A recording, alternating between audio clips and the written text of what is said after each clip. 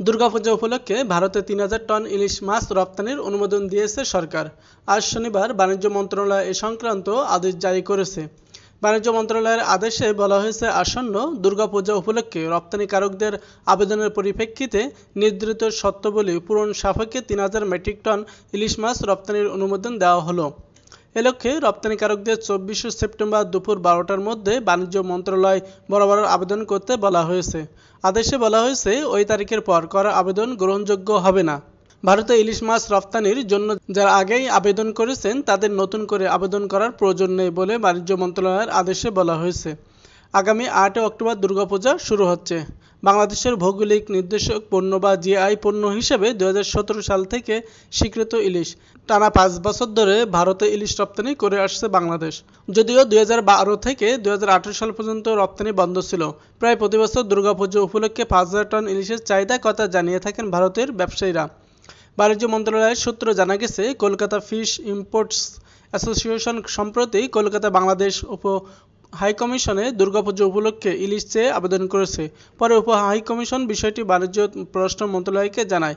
এর আগে মৎস্য ও প্রাণী সম্পদ উপদেষ্টা ফরিদা আক্তার সাংবাদিকদের এক প্রশ্নের জবাবে বলেছিলেন, চলতি বছর ভারতে ইলিশ রপ্তানি করা যাবে না। তবে সামাজিক যোগাযোগ মাধ্যমে অনেকে ভারতে ইলিশ রপ্তানির পক্ষে মতামত দিয়েছিলেন। যদিও ২০১২ থেকে ২০১৮ সাল পর্যন্ত রপ্তানি বন্ধ ছিল।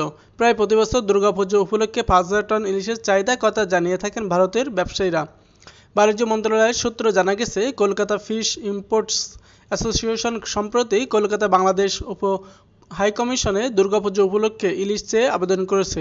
পরে উপ হাইকমিশন বিষয়টি বাণিজ্য পররাষ্ট্র মন্ত্রণালয়কে জানায়। এর আগে মৎস্য ও প্রাণী সম্পদ উপদেষ্টা ফরিদা আক্তার সাংবাদিকদের এক প্রশ্নের জবাবে বলেছিলেন, চলতি বছর ভারতে ইলিশ রপ্তানি করা যাবে না। তবে সামাজিক যোগাযোগ মাধ্যমে অনেকে ভারতে ইলিশ রপ্তানির পক্ষে মতামত দিয়েছিলেন। দুর্গাপূজা উপলক্ষে ভারতে ৩,০০০ টন ইলিশ মাছ রপ্তানির অনুমোদন দিয়েছে সরকার। আজ শনিবার বাণিজ্য মন্ত্রণালয় এ সংক্রান্ত আদেশ জারি করেছে। বাণিজ্য মন্ত্রণালয়ের আদেশে বলা হয়েছে, আসন্ন দুর্গাপূজা উপলক্ষে রপ্তানিকারকদের আবেদনের পরিপ্রেক্ষিতে নির্ধারিত শর্তাবলী পূরণ সাপেক্ষে ৩,০০০ মেট্রিক টন ইলিশ মাছ রপ্তানির অনুমোদন দেওয়া হলো। এ লক্ষ্যে রপ্তানিকারকদের ২৪শে সেপ্টেম্বর দুপুর ১২টার মধ্যে বাণিজ্য মন্ত্রণালয় বরাবর আবেদন করতে বলা হয়েছে। আদেশে বলা হয়েছে, ওই তারিখের পর করা আবেদন গ্রহণযোগ্য হবে না। ভারতে ইলিশ মাছ রপ্তানির জন্য যারা আগেই আবেদন করেছেন তাদের নতুন করে আবেদন করার প্রয়োজন নেই বলে বাণিজ্য মন্ত্রণালয়ের আদেশে বলা হয়েছে। আগামী ৮ অক্টোবর দুর্গাপূজা শুরু হচ্ছে। বাংলাদেশের ভৌগোলিক নির্দেশক পণ্য বা জিআই পণ্য হিসেবে ২০১৭ সাল থেকে স্বীকৃত ইলিশ। টানা ৫ বছর ধরে ভারতে ইলিশ রপ্তানি করে আসছে বাংলাদেশ।